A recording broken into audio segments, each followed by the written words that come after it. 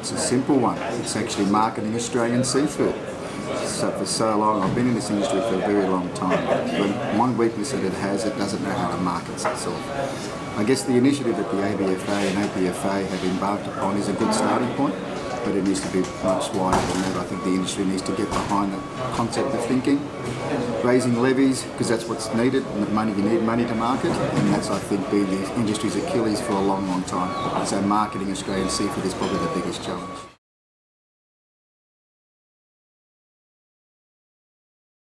Oh, easy. I'll be a little bit biased here. I'd say Sydney Fish Market.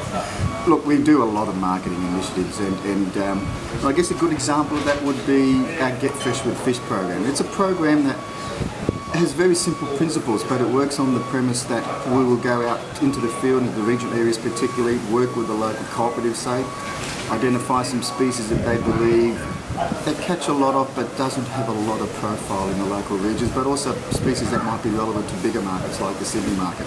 So using those local species, developing recipes, talking a little bit about them, provide a bit of a provenance story behind it, demonstrate at, say, local food and wine festivals.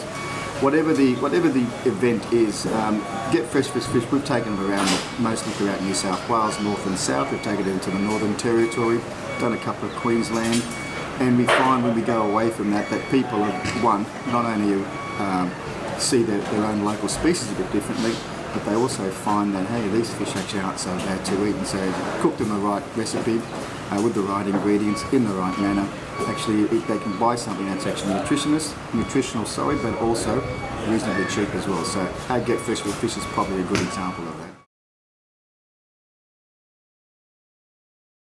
After talking this up so much as I just did, I reckon one of our initiatives was what was Market Pride. Now, unfortunately, that failed at the end.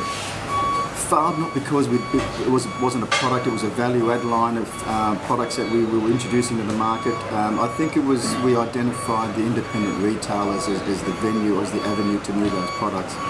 Whilst the concept was great, the ingredients that were produced were fantastic, everyone loved what we had, a very high seafood concept. So all the ingredients of a successful product, but the fundamental problem was that I don't think we identified the market stream for that product well enough.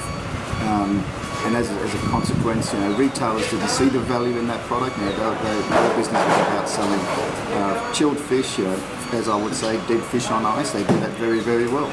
So when it came to these value-added products in the little MAP packs, they didn't see that as part of their business. So I guess knowing and understanding your market streams is probably is first and foremost, and that's probably a very good example of how a marketing program unfortunately could go wrong if you don't know if you don't identify your customers very well to start with.